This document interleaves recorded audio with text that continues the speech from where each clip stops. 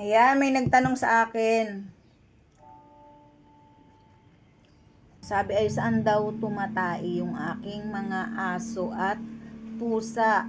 Ngani naman, ang dami kong alaga. Tapos, wala naman kaming space. Ang liit ng aming inaterhan. Wala kaming bakuran. Mapapaisip ka din nga ni ano. Ay yung akin pong mga alagang aso at pusa ay well trained. Trinini ko po sila. Tinuruan ko sila na umihi sa basahan o kaya pag nakakaluag-luag ay meron kaming pipad o yung mga nag-aalaga ng aso, yun, alam nila yun. Alam na yun pag sinabi doon na pipad. Sa online, alam na yun pag tinype mo lang yung pipad, maglalabasan na yung mga pipad doon. Yun yung iniihian ng mga aso. Doon, ilalatag ko lang yun dito kahit saan dito sa parte ng bahay ay tukoy na yung aso ko doon sila iihi. Sa pagdumi naman, kaya ako'y laging merong plastic, ay kapag nakita kong sila ay may dumi, agad ko nang inadampot. Siyempre, dapat ay responsible owner tayo kapag merong kitang mga alagang aso at pusa. Yung akin namang mga pusa ay mayroong cat litter, buhangin. Nabibili din yun online. Yung sa akin, ang bili ko ay parang, yung 10 liters ay 290. Merong may 300, depende doon sa klase nung cat litter. Buhangin yun na, ayan, yung nakikita nyo yan, buhangin na, diyan mag-iihi yung pusa at diyan magpupupo yung pusa. Tapos, kapag mayroon ng pupo o ihi, inaalis ko naman yon, inadakot ko ulit at para itapon. Yun, kaya, yun ang dahilan kaya ako ay laging busy dito sa amin.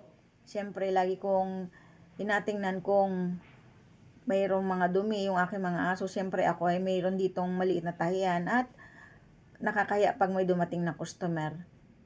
Tapos, madumi yung aming bahay, di ba? At kapag umaga ay talagang nagalampaso muna ako, nagasabon ng sahig, gamit ako ng Sunrox. Siyempre, kailangan ay walang amoy dahil pag once na umihi yung aso at merong amoy ay atukuyin yun nung ibang aso. Kaya kung mapapansin mo doon sa lugar na yun, kapag may ihi na doon, tukoy na doon yung aso na doon umihi. Ganon din yung pusa. Ayun, kaya pag meron kang alagang aso at pusa at kung ikaw ay talagang responsible owner ay medyo magastos talaga. Bukod sa mga dog food, mga vitamins, medyo magastos din dahil yun nga, bibilhan ng mga pang disinfect, mga pang spray, importante yon para yung mga, kung mayroong mga kuto ay hindi dumami. Kaya doon sa nagtanong kung saan nadumi yung aking mga pusa at aso, ayan, nasagot ko na. Medyo magastos lang talaga. Pero kung may space, edi sa labas na sana ng bahay.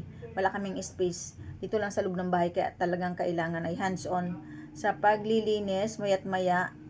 Talagang kaya ako ay gabi na lang at patulog na kapag nakita kong mayroon pang linisin, magalinis muna ako. Dahil siyempre, dito, maliit lang yung inatarhan namin. Kailangan ay malinis. Pag hindi mo agad na dakot, hindi mo agad na punasan, ay nandito lang yung amoy sa loob ng bahay. Kailangan maya't maya ay mag-check kung meron bagang dumi. At yung aking aso sa labas na si Oreo ay yun ay pag mayroon dumi ay nabatok. Alam ko yung tono ng tahol niya na meron siyang gustong sabihin na puntahan ko doon at nagdumi siya o kaya ay nag-ihi. Pag ganon ay di kailangan buhusan ko na agad, sabunin. Kapag umihi, sabon, Sunrox, yun, kailangan linisan ko na agad dahil hindi na tatahimik si Oreo, batok ng batok. Si Tokyo naman doon sa itaas ay ganun din, may oras naman yung kanyang pagdumi, kaya hindi ako nahihirapan maglinis dahil yung mga aso niyan ay may oras ng pagdumi. Kapag sila ay kumain, kasunod na yon, ihi at dumi. So, pag pinakain ko sila, kasunod na yon magalinis naman ako. Kaya hindi ako nahihirapan dahil may oras yung kanilang pagdumi. Yung ibang mga nag-aalaga ng aso, alam din nila yan na may ganun din. Kaya yung iba nga, pagka-umaga ay inadala na sa labas yung kanilang mga alagang aso. Dahil yun ay tukoy na ng ganung oras. Dito naman sa akin, yung mga aso ko, kapag pinakain ko ay doon sila iihi, dudumi. Kaya minsan pagka gabi na, ay hindi ko na masyadong binibigyan ng madaming pagkain dahil ganun nga, pag pinakain mo ay dudumi. Ganon. Sana nasagot yung tanong mo.